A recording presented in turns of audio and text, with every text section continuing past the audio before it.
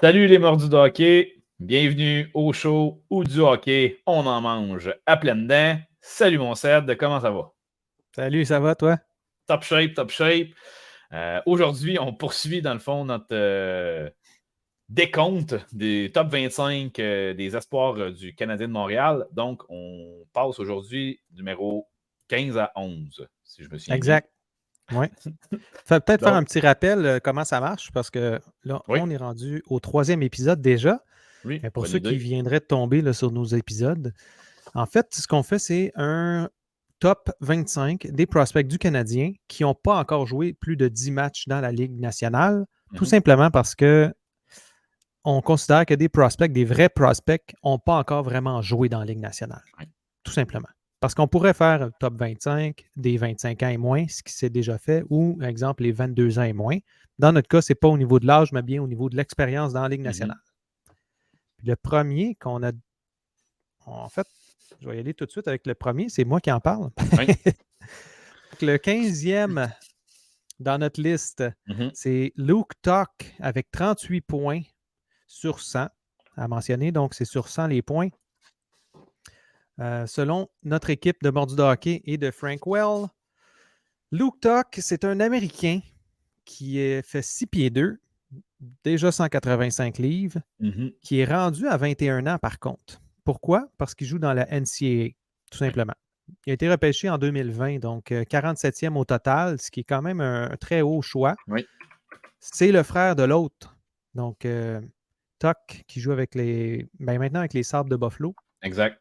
C'est un joueur robuste, c'est un joueur de type power forward. Mais c'est la même chose pour son frère Luke, le plus jeune, qui lui aussi est un joueur très robuste, très fort physiquement et aussi mentalement, là, effectivement. Oui.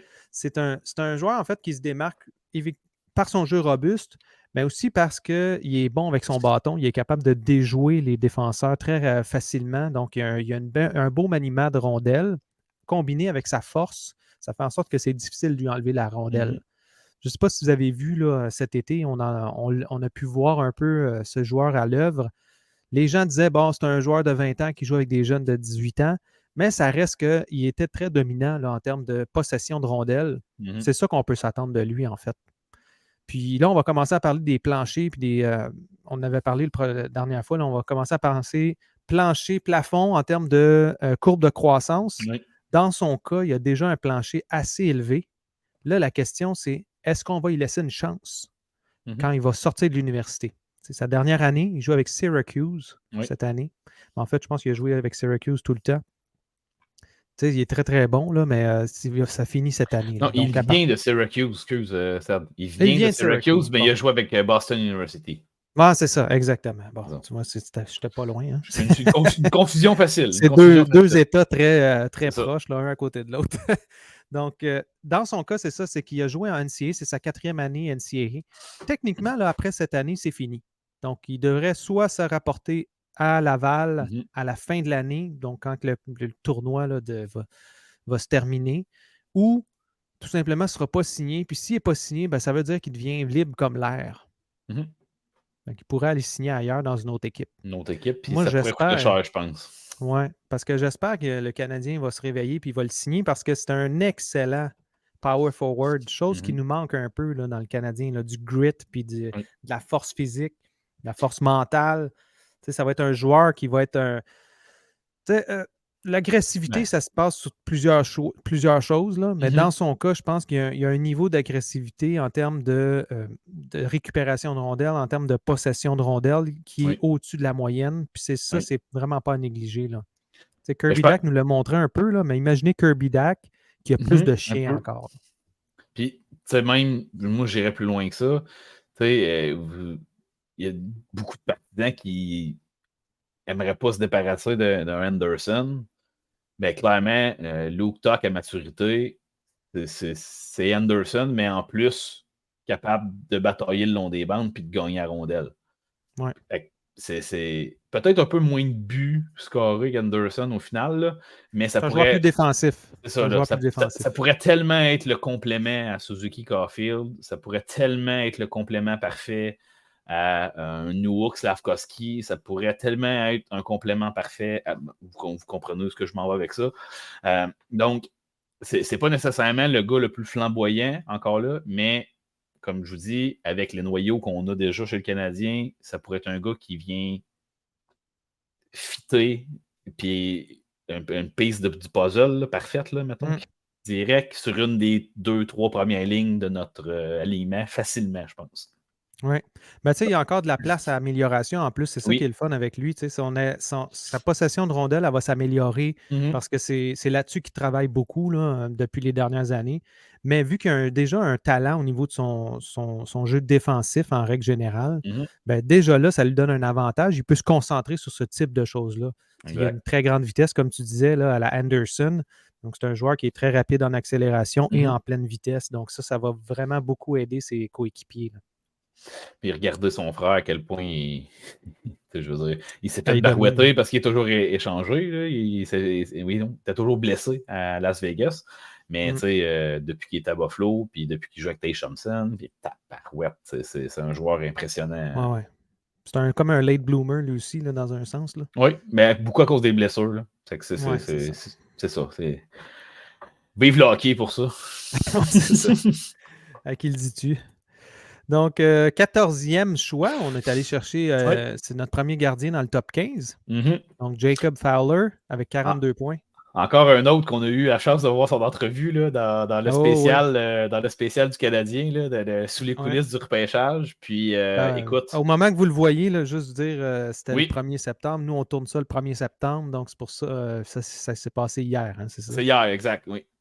Au niveau du tournage, c'est pour ça que je prends le temps d'en parler. Mais écoute, c'était tellement excitant de voir ce jeune homme-là s'exprimer puis répondre aux questions. Écoute, beaucoup d'espoir envers ce jeune homme-là. 6 pieds 2, 223 livres, donc un peu overweight. On ne se mentira pas. Il l'a dit lui-même là, en entrevue ouvertement aux médias. Il n'y a pas de stress avec ça. Cependant, attendez-vous pas à voir de ce gars-là dans la Ligue nationale ou la Ligue américaine avant au moins 4 ans, je pense. Pas mal convaincu que ce gars-là va faire son université au complet. Donc, attendez-vous pas vraiment. Là, il n'y a aucune intention de venir jouer dans la Ligue nationale ou jouer au hockey professionnel trop rapidement. Il l'a mentionné encore une fois dans son entrevue. Écoute, des beaux chiffres, là, même en USHL, 927 de pourcentage d'efficacité, 921.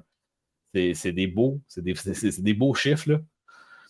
Puis, c'est ça. Donc, Boston College pour lui cette année. Un Boston College qui est habituellement quand même une bonne équipe là, au niveau de la NCAA. Habituellement, année après année, ils ont toujours un bon noyau de joueurs. Super hâte de le voir évoluer là. Je serais probablement pas surpris. Je dirais pas nécessairement Obi Baker, là, parce que c'est toujours des attaquants qui le gagnent. Là.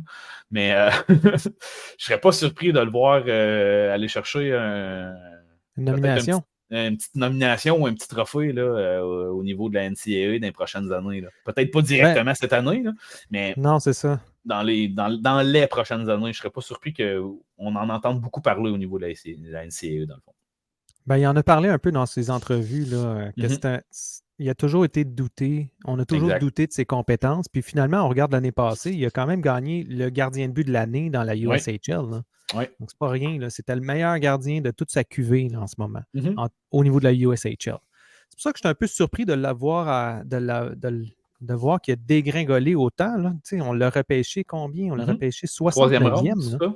Troisième ronde. Début de Puis, troisième il y a ronde. certaines listes qui le voyaient plus haut que beaucoup de gardiens qui ont été choisis en premier, qui ont été choisis avant lui. Tant mieux, c'est bon pour nous.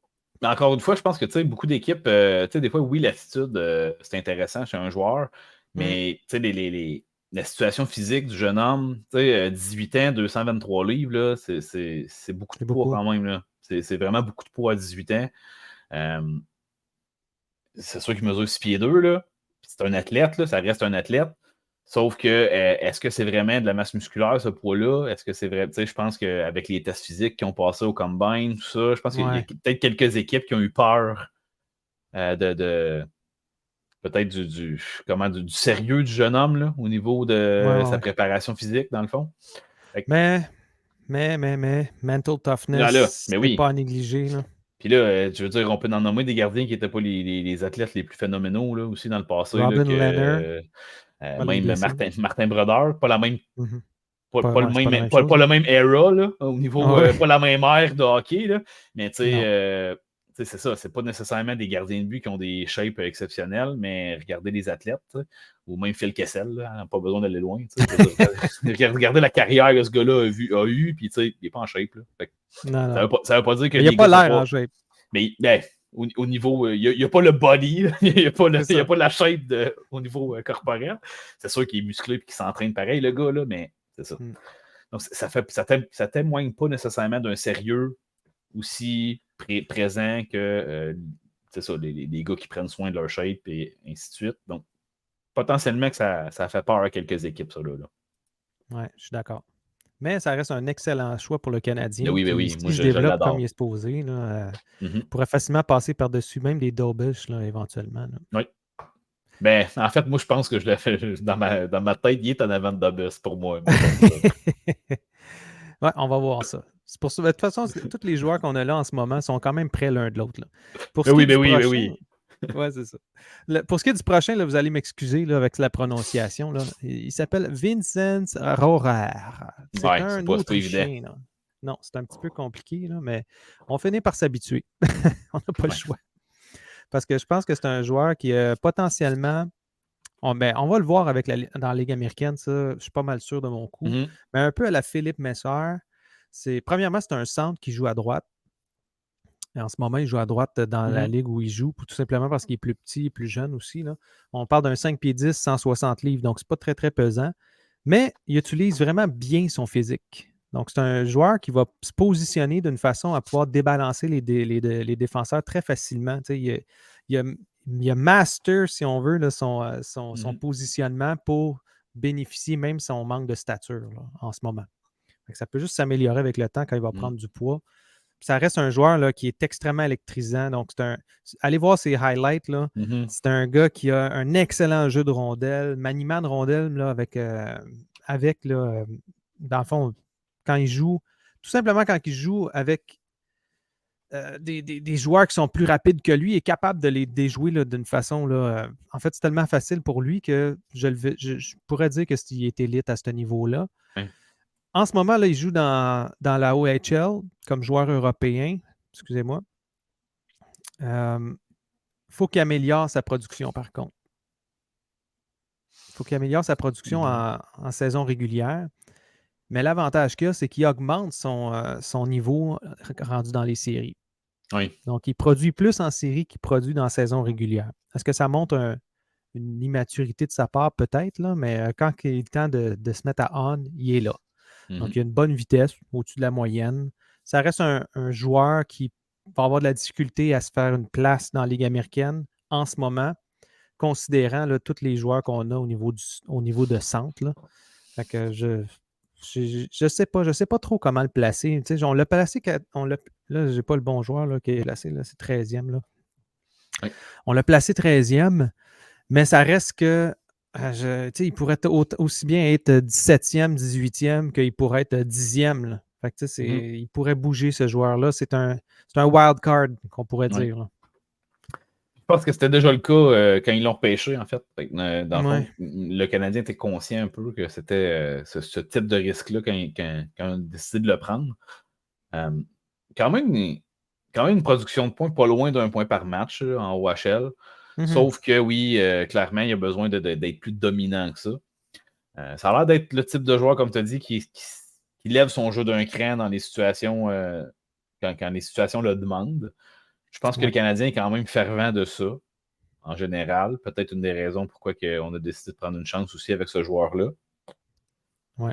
C'est un peu la même situation, je pense qu'on a discuté avec Strubble lors du dernier épisode, dans le fond. Là. Je pense que la façon de forcer la main de l'organisation va être de développer une synergie avec les joueurs en place. Donc, si jamais ils se glissent à Laval l'an prochain, peut-être pas l'an prochain, l'autre d'après, en fait. Oui, il y a des chances d'aller en Europe, là, ou sinon Oui, les Lions du Zurich, là, je pense, c'est ça. Je pense, je pense que c'est ça, effectivement. Ils ont porté une attention particulière à son cas. Donc, en tout cas, selon l'évolution de ce joueur-là, je pense que ça va être vraiment là, comme justement la synergie qu'il va réussir à créer avec certains joueurs. Peut-être le potentiel de jouer à l'aile plus qu'au centre pour vraiment avoir une chance de percer l'alignement. Puis, écoutez, c'est pas que le potentiel n'est pas là. C'est un gars qui a un plancher de Ligue nationale, je pense. Si on parle il y a un plancher de au moins bottom 6 au niveau de la Ligue nationale. Est-ce que ça va être plus que ça? Écoutez, seul l'avenir nous le dira à ce moment-là. Mais c'est un beau point d'interrogation. Un beau petit projet quand même, là, que peut-être on pourrait avoir des surprises à 23, 24, 25 ans. Ça pourrait être un joueur qui devient quand même très intéressant puis pourrait évoluer en Ligue nationale. Ben déjà cette année, là, tu parlais des Lions de Zurich. Mm-hmm. Je pense qu'il a été signé. Là. Je ne suis pas mal sûr qu'il a été signé. Il faudrait juste pour confirmer. Là, mais ça faudrait reste qu'on fasse le tour des nouvelles, mais oui. Oui, c'est ça. Mais il me semble que j'avais entendu comme quoi qu'il allait jouer en Europe cette année, puis que ça allait être avec eux, comme tu disais. Puis là, il y a le choix. Est-ce que ça va être dans la NL? La NL, c'est la National League, donc c'est la ligue la plus élevée à ce niveau-là. Mais il pourrait aussi se ramasser en SL. À SL, c'est comme la ligue. C'est une ligue juste en dessous. Puis c'est deuxième comme, division. Hein. C'est ça. Ils se prêtent les joueurs d'un à l'autre selon les statistiques. Puis c'est là qu'on va voir s'il y a du potentiel vraiment de ligue nationale. Puis si c'est le cas, ben, je pense qu'il va faire juste 1 an en Europe, puis ils vont le rapatrier pour continuer à jouer dans la Ligue américaine. Si ce n'est pas le cas, puis que c'est plus long au niveau du développement, ben, c'est là qu'on va voir là, que ça, comme tu disais, peut-être 24, 25, 26. On reste qu'on va garder ses droits, donc ça va nous permettre d'avoir le temps de vérifier est-ce qu'il y a le potentiel. C'est ça. Ben, je suis quand même excité, ce joueur-là. Il est tellement électrisant là, que ça va être beau à voir ses highlights. C'était vraiment une belle chance à prendre avec ce joueur-là, quand même. Oui, exactement. Là, c'est juste de savoir au niveau de la constance, tout simplement. C'est en plein ça. Prochain joueur, 12e dans notre liste. Oui. Moi, je le voyais plus haut. Là, mais... Ouais, moi aussi, personnellement, moi, je le vois très haut dans l'organigramme du Canadien.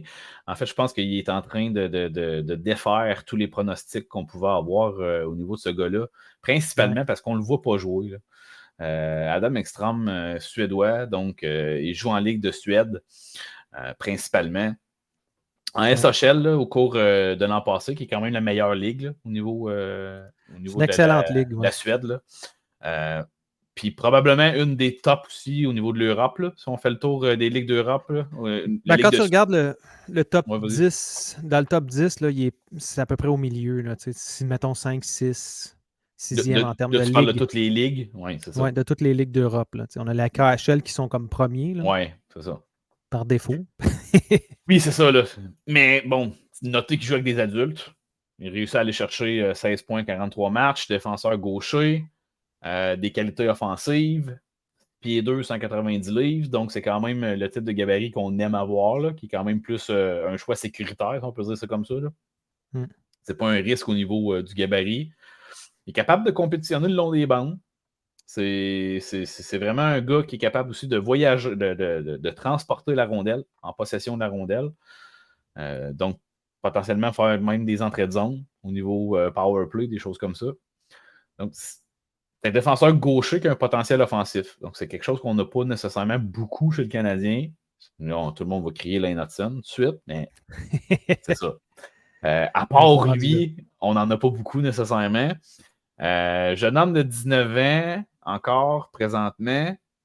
C'est ça. Donc, choix de 3e ronde pour le Canadien, 92 total l'an passé, pas le dernier repêchage, l'autre d'avant. Donc, tu sais, 3e ronde, encore là, c'est des choix, c'est des gars qui ont souvent des beaux planchers là, au niveau des potentiels de joueurs de Ligue nationale. C'est souvent au niveau du plafond de ces joueurs-là, dans le fond, que c'est plus questionnable et qu'on ne sait pas à quel point ils vont pouvoir atteindre ce potentiel-là. Mais je ne serais vraiment pas surpris qu'il force la main du Canadien à le garder éventuellement, ce jeune homme-là. Donc, il a évolué rapidement. Hein? Oui, c'est ça. Puis je ne serais vraiment pas surpris que vous le voyez soit forcer la main du Canadien ou l'échanger pour des bons assets, là, quelque chose d'assez intéressant là, pour la reconstruction du Canadien. Donc, je trouve que c'est un choix exceptionnel qu'ils ont fait il y a 2 ans. Donc, très hâte de voir son évolution là, au camp d'entraînement pour vrai. Ben là, l'avantage qu'il a comme joueur, c'est que cette année, il va jouer en SHL dans une très bonne équipe. C'est une excellente équipe. Oui. Donc, son développement va continuer probablement plus que s'il était dans la Ligue américaine. Oui. tout simplement parce qu'il va jouer les top minutes. Là. Ça va être probablement le premier duo qui va faire, qui va participer, puis il va avoir des minutes en avantage En power numérique play aussi. devrait cette année, oui. Exact. Donc, en ayant beaucoup de défenseurs gauchers dans l'alignement du Canadien et de la Ligue américaine, ben, je pense que c'est une bonne chose pour lui de jouer en Europe puis de parfaire en fait les choses qui lui manquent. Dans son cas, je pense qu'il ne manque pas grand-chose là, pour facilement dominer dans la Ligue américaine. Et après ça, est-ce que ce sera l'adaptation aux glaces nord-américaines qui sera peut-être plus compliquée? Ouais. L'avenir nous le dira, mais vraiment, je ne serais pas surpris de le voir jouer dans la Ligue nationale et d'avoir une belle carrière, ce jeune homme-là. Ben oui, puis il est comme un peu sorti de nulle part dans le sens que l'année passée, on ne le voyait pas du tout. Là. Non, Personne c'est qui ça. regardait Engstrom, il n'était même pas dans nos listes. En tout cas, il n'était pas dans la mienne du tout. Là. Puis quand on regarde maintenant, là, il est déjà rendu 12e, donc on ne sait pas, peut-être qu'on va arriver cet automne, cet hiver, puis il va peut-être être rendu dans le top 10. Oui, ça serait fort possible. Ouais. En tout cas, moi, je le vois là, puis on va voir avec le temps. Ça va être c'est l'année qui va percer, là, en tout cas. Là, finalement, on est déjà rendu au dernier pour cet épisode, le 11e. Non seulement c'est le dernier de notre liste aujourd'hui, mais c'est aussi notre dernier gardien de but. Fait même pas le top 10, Dorbish. Je suis surpris quand même. Ben, c'est ça. Écoute, personnellement, je pense que Fowler il est plus proche de la Ligue nationale Ouais, en termes de potentiel que Dobbs. Fait que, tu sais, écoute, moi, je suis pas tant surpris, mais j'ai quand même super hâte de le voir à l'œil. Ouais. Ben, tu vois, le parallèle est bon avec Fowler parce que Fowler va entamer sa première année en NCAA. Et on regarde, Dobish a gagné la recrue de l'année en NCAA lorsqu'il était recrue. Il devrait commencer évidemment cette année en Ligue américaine parce qu'il n'a pas fait de match en tant que tel quand il est arrivé l'année passée avec la Ligue américaine, avec en fait le Rocket de Laval. Puis, est-ce que ça va être Primo qui va être à côté? Si ce n'est pas Primo, ça se peut qu'il devienne déjà premier. Là. Oui. Qu'il fasse les premiers, en tout cas au début de la saison, le temps qu'on réussisse à trouver quelqu'un pour l'amener avec lui. Parce que de ce qu'on a compris, ce n'est pas les joueurs qui sont en haut qui vont se ramasser là, mais ça risque d'être plutôt Primo ou rien du tout. Oui. Oh, oui, puis ou même un autre gardien de but qu'on a sous contrat qu'on ne parle pas du tout, là, mais c'est ça. Oui, c'est ça. Qu'on parle, qui n'est même pas dans notre liste, mais qui est probablement un AHLer, là, donc un gars de Ligue américaine pour la vie, à moins qu'il nous surprenne un jour. Là. Mais quand on regarde, en fait, Dobish, c'est un gars de 6 pieds 4, 200 livres, donc très gros gabarit lui aussi. 136e quand il a été repêché par le Canadien en 2020. Donc lui, ses forces, là, c'est son positionnement, sa capacité à retenir les rebonds. Il est très, très fort au niveau de la mitaine. Puis finalement, c'est au niveau mental aussi là, qui est très, très fort au niveau mental. Donc, ça reste un joueur qui a un bon package. Là. Son package deal là, en termes de grosseur, rapidité, contrôle des rebounds. C'est un gars de positionnement un peu à la Montembeault maintenant. Là. Donc, lui, il est déjà là en termes de ses forces. Maintenant, il faut qu'il améliore tout là, parce qu'on s'entend qu'il n'y a pas d'expérience NHL, il n'y a pas d'expérience AHL. Donc, c'est là qu'il va parfaire. Mais il y a beaucoup, beaucoup d'espoir fondé en lui, potentiellement même plus que Primo. Là. Oui. En tout cas, moi, à mon avis, là, il a déjà dépassé en termes d'espérance au niveau de l'échiquier du Canadien. Caden Primo. Oui, bien, c'est sûr que là, Caden Primo, au cours des dernières années, on a eu des expériences qui nous rendent un peu moins, en tout cas, un peu moins confiants, je pense, en son réel potentiel au final. Ce qui fait en sorte que oui, je pense que Dobbs a quand même un potentiel de percer un alignement de la Ligue nationale plus que Caden Primo au moment où on se parle, dans le futur. Là. Pas nécessairement dans l'année qui suit, mais dans le futur. Fait, déjà, oui. Même si au cours de sa dernière année, des chiffres un peu moins reluisants qu'à son année recrue en NCAA, mais comme tu dis, gardien gros gabarit, gardien qui est capable de maîtriser ses rebonds, qui a une bonne technique. C'est les gardiens qui ont le plus de succès dans la Ligue nationale depuis quelques années. Donc, quand on parle de plancher, c'est extrêmement haut. C'est ça. Ça lui permet d'avoir un plancher extrêmement haut pour être au moins un deuxième gardien de but dans la Ligue nationale, principalement à cause de cet atout-là, dans le fond. On le voit déjà comme deuxième gardien, là, puis il n'est pas vieux, là, on s'entend. Il a 22 ans. Pour un gardien, c'est très jeune. C'est ça. Donc, est-ce que vraiment il va pouvoir développer son côté plus athlétique? devenir un peu plus performant au niveau de son bouclier, au niveau de ses jambières. C'est là que ça va nous dire s'il y a un potentiel d'être un premier gardien de but là, intéressant dans la Ligue nationale. Exactement. Donc, ça fait le tour pour aujourd'hui. Hein? Yes. Là, à partir du prochain épisode, on tombe dans le top 10 déjà. Ça va être excitant. Là, encore là, une couple de joueurs, selon moi, que ça peut-être des coups de circuit. Peut-être des coups de circuit qu'on ne s'attendait pas. Il y en a quelques-uns qui s'en viennent là-dedans. Ouais, on a eu beaucoup de bons choix en 2022, je pense, mais là, même les choix de 2023, même les choix de 2021 qui commencent à percer, là, ça commence à être intéressant. Vraiment. Donc, on vous invite à nous suivre. Pour ceux qui nous voient pour la première fois, likez ça fait toujours plaisir. Ben, non seulement ça fait plaisir, mais ça l'aide au niveau de l'algorithme à nous faire découvrir à d'autres personnes. Ouais, on n'est pas beaucoup à parler en français là, au Québec là, sur YouTube, puis on espère en fait continuer longtemps là-dedans. Puis on adore ça, parler de hockey, puis ça va toujours être en français avec nous. Mordudehockey.com.